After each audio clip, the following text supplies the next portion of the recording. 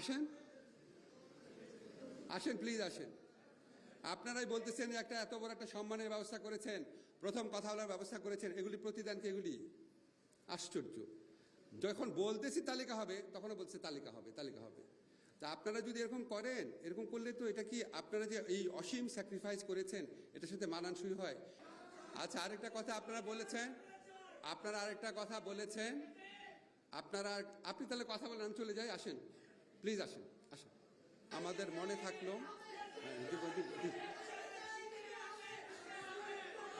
ওকে ওকে, ঠিক আছে। আর একটা কথা, ওকে তালিকা, আচ্ছা যেই দাবি মেনে নেওয়া হয় সেটা আবার দিতে হবে। আপনারা শেখ হাসিনার বিরুদ্ধে স্লোগান দিতে দিতে এতবার আপনাদের হয়ে গেছে, আপনাদের একটা তালিকা করা কোনো ব্যাপার না। আরেকটা হচ্ছে করা হবে, তালিকা হবে।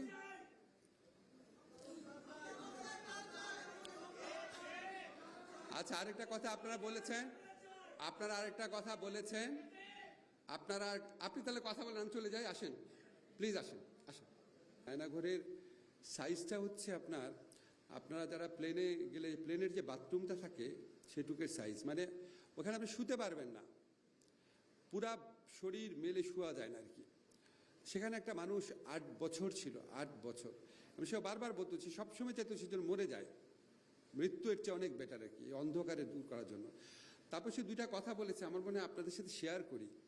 একটা কথা বলেছে যে ওর মধ্যে প্রচণ্ড একটা প্রশ্ন আসছে যে শেখ হাসিনা এত বড় দানব কিভাবে হয়ে উঠতে পারলো, এত কষ্ট দিতে পারে মানুষকে, এত অত্যাচার করতে পারে, এত হত্যা করতে পারে, এত অবলীলায় কিভাবে সেটা হলো আর কি। তার একটা অ্যানালাইসিস আছে। সে বলল এটা হয়েছে তার কারণ আমরা বাংলাদেশের অনেক মানুষ শেখ হাসিনাকে আমরা ব্যক্তি শেখ হাসিনা হিসেবে দেখি নাই, আমরা দলের, আচ্ছা আওয়ামী লীগের নেতা হিসাবে দেখতাম 7 খুন মাফ, আমরা দেখতাম সে কার সন্তান 7 খুন মাফ, আমরা দেখতাম সে এইভাবে দেখেছি। একটা ব্যক্তি যে এরকম অমানুষ হয়ে গেছে সেটা আমরা রিয়ালাইজ করতে পারতাম না। এই আমরা বলতে সে আমাদের সো কল সিভিল সোসাইটিকে বুঝিয়েছে, কারণ জনমানুষ কিন্তু ঠিকই বুঝেছিল শেখ হাসিনা কি, তারা সবসময় প্রতিবাদ করেছিল। আরেকটা কথা আমাকে বলেছে, এটা আপনারা একটু প্লিজ মনে রাখবেন। আমার মনে হয় আমি জুলাই গণঅভ্যুত্থানে যত কথা শুনেছি এটা হচ্ছে বেস্ট কথা আমার শোনা। সে একটা জিনিস বলেছে, যখন আমরা জুলাই গণঅভ্যুত্থান করছিলাম, একজন লাশ পড়ে যাচ্ছে, একজন গুলি খাচ্ছে, বাকিরা সবাই তাকে উদ্ধার করে নিয়ে যাচ্ছে, একজন একজনকে পানি দিচ্ছে, টিয়ার গ্যাসে একজনের চোখে লাগছে, আরেকজন একজনকে হেল্প করছে, সবাই মিলে একসাথে থাকছে। তখন কি আমরা কেউ চিন্তা করেছিলাম কে হিন্দু কে মুসলমান কে মাদ্রাসার ছাত্র? এটা কি চিন্তা করেছিলাম? করি নাই। তখন কি আমরা চিন্তা করেছিলাম সে কে গরিব কে বড়লোক, কে বস্তিবাসী কে রিক্সা চালক? আমরা কিন্তু চিন্তা করি নাই। তখন কি আমরা চিন্তা করেছিলাম কে জামাত কে বিএনপি কে ছাত্র অধিকার কে এনসিপি? এগুলিকে আমরা চিন্তা করেছিলাম? আমরা খালি চিন্তা করেছি আমরা মানুষ, আমরা একটা অন্যায়ের বিরুদ্ধে একসাথে দাঁড়িয়েছি।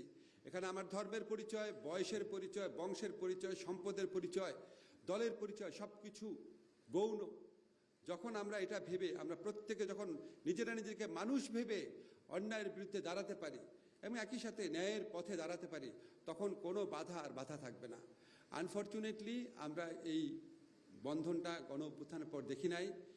মানুষকে যে কতভাবে কত রকম মিথ্যা তথ্য দিয়ে বিভাজন সৃষ্টি করা, এর সম্পর্কে অশ্রদ্ধার প্রত্যেকে গালি দেয়। একটু আগে মঞ্জু ভাই আমাকে দেখাচ্ছিল, একজন নাম বলে সে আমার সম্পর্কেও গালি দিছে। এখন প্রত্যেকে গালি দেয়। আমরা কি জুলাই গণঅভ্যুত্থানটা এই অসীম স্যাক্রিফাইসটা করেছিলাম প্রত্যেকে গালি দেওয়ার জন্য, প্রত্যেকে মিথ্যা কথা বলার জন্য, প্রত্যেকে ইনসাল্ট করার জন্য, প্রত্যেকে ঝগড়া করার জন্য? আমরা কি গণ অভ্যুত্থানটা করেছিলাম বিভেদ করার জন্য? আমি দেখতাম গণ অভ্যুত্থান কালে আমাদের এই গণ অভ্যুত্থানে যারা নেতারা ছিল প্রত্যেকে শ্রদ্ধা করত। আপনি দেখেন খেয়াল করে, এই 15 বছর আপনার ধরেন জামাত বিএনপি কোনোদিন কেউ কারোর সঙ্গে বাজে কথা বলতো? 15 বছর শেষ হলো, সাথে সাথে শুরু হয়ে গেছে যে যাকে যেভাবে পারে। এই ছাত্র শিবিরকে বাজে কথা বলতে হবে, ছাত্রদলকে বাজে কথা বলতে হবে, আক্তারদেরকে বাজে কথা বলতে হবে, নূরদেরকে বাজে কথা বলতে হবে। এটার জন্য একটু চিন্তা করে দেখেন যে আমরা সবাইকে মানুষ ভেবে একসাথে আমরা এই দানবকে সরিয়েছি। এই দানবকে শোনার পরে আমরা নিজেরা কি করা শুরু করেছি। আমি পত্রপত্রিকায় পড়ি, জামাত বলে, বিএনপি বলে, এনসিপি বলে যে 11 পদধ্বনি শুনছি। একই সাথে এই কথা বলে আবার একই সাথে নিজেরা নিজেদেরকে গালি দেয়, নিজেরা নিজেদের সাথে ঝগড়া করে। তো আমাদের মনে হয় জুলাইকে আমাদের মনে চিরস্থায়ী করে রাখতে হবে। জুলাই থেকে কি পেলাম না, জুলাইকে কি দিলাম সেটা চিন্তা করতে হবে। যারা কবরে চলে গেছে তারা তো আমি আর আপনি, আমাদের অনেক বঞ্চনা আছে, তাদের তো জীবনটাই শেষ। যে ছেলে অন্ধ হয়ে গেছে সে পৃথিবীর আলোই আর কখনো দেখবে না। আমাদের অনেক বঞ্চনা থাকবে, অনেকভাবে আমরা অনেক কিছু রাষ্ট্রের কাছে চাইতে পারি, কিন্তু আমাদের প্রধান দায়িত্ব হচ্ছে যারা জুলাইয়ে শহীদ হয়েছে, যারা পার্মানেন্টলি অঙ্গহানি হয়েছে, তাদের প্রতি আমাদের দায়িত্ব যেন আমরা কখনো ভুলে না যাই। আপনারা যে দাবিগুলো করেছেন, আপনাদের কথা শুনে আমার প্রথম যেটা মনে হয়েছে সেটা হচ্ছে আপনাদের যে সাফারিংস, আপনাদের যে অভিজ্ঞতা, এটা ডকুমেন্টেশন প্রয়োজন।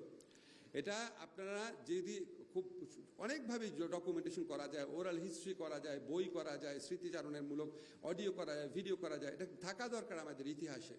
আর এটা আপনারা স্বীকৃতির কথা বলেছেন, অবশ্যই আলাদাভাবে স্বীকৃতি হতে পারে, কিন্তু আমার কাছে মনে হয় কি আপনারা কি শুধু কারাবন্দী, আপনারাও তো জুলাই যোদ্ধা, অনেক বড় যোদ্ধা, ঠিক না?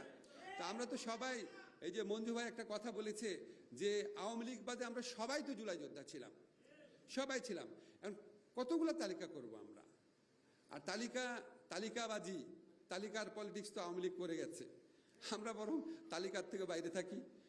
আমরা যদি আপনারা চান, যদি আপনারা সত্যি মনে করেন যে তালিকা করা দরকার, আমরা বড়জোর একটা আমাদের যে জুলাই জাদুঘর হবে সেখানে অ্যাটলিস্ট আমরা একটা ডকুমেন্টেশন রাখতে পারি জুলাইতে। এই ডকুমেন্টের সাথে যদি আমরা রাখি, অন্তত আমাদের একটা স্মৃতি থাকলো, আমাদের মনে থাকলো।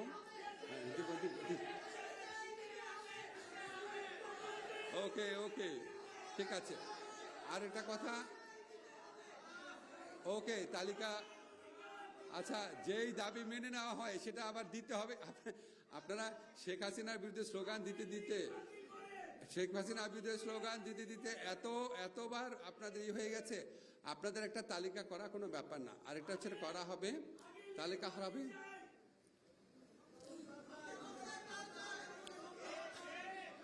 আচ্ছা আরেকটা কথা আপনারা বলেছেন,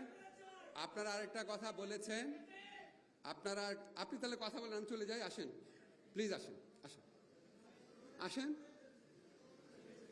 আসেন প্লিজ আসেন। আপনারাই বলতেছেন যে একটা এত বড় একটা সম্মানের ব্যবস্থা করেছেন, প্রথম কথা বলার ব্যবস্থা করেছেন, এগুলি প্রতিদান কি এগুলি? আশ্চর্য। যখন বলতেছি তালিকা হবে তখনও বলছে তালিকা হবে। তা আপনারা যদি এরকম করেন, এরকম করলে তো এটা কি আপনারা যে এই অসীম স্যাক্রিফাইস করেছেন এটার সাথে মানানসই হয়? একজন দুজন চিৎকার করছেন, বাকিরা কত সুন্দরভাবে বসে কথা শুনছেন। Please pay respect to them. বাকি যারা খুব ভদ্রভাবে সুন্দরভাবে কথাটা শুনছে, আমি তো বলছি যে আপনাদের জন্য কি কি করা সম্ভব। এখন আপনাদের জন্য আমরা একটা প্রোগ্রাম আয়োজন করছি, এটার জন্য একটা ধন্যবাদ দেন। এটা অন্য কেউ করে নাই, ঠিক আছে? এখন আমরা আপনাদের যে ডকুমেন্টেশন, আমি আক্তারের সাথে কথা বলে চেষ্টা করব। আপনারা যদি বই করতে চান, আপনারা যদি ওরাল হিস্ট্রি করতে চান, সেটা সংস্কৃতি মন্ত্রণালয়ের ব্যাপার, এটা আমি তাদেরকে বলবো। আমার যেটা করা সেটা করছি। আমাদের কাছে একটা বলেছেন, আমাদের একটা মিসকনসেপশন থাকে, জেলখানার কথা বলেছেন। আমাদের পারোয়ার ভাই বলে গেছেন জেলের সংস্কার করেন। আপনাদের এখান থেকে আবার আওয়াজ উঠছে না, এখন না, ঠিক আছে? আমি বুঝেছি কেন বলেছেন, জাস্টিফাইবলি। তাহলে এখন যদি না হয়, এখন পারোয়ার ভাই খুব ইমোশনে বলে গেলেন, তাহলে কখন? তাহলে কি বিএনপি এসে করবে আপনাদের মনে হয়? জামাত এসে করবে? আর আমরা যদি করি আপনারা খুশি হবেন? শিওর? এটার বেনিফিট কিন্তু এখন যারা জেলবন্দি আছে ওরা পাবে। খুশি হবেন? হাত তুলেন, খুশি হবেন? ওকে, আপনারা যখন এটা বলেছেন, আপনারা এখনই যখন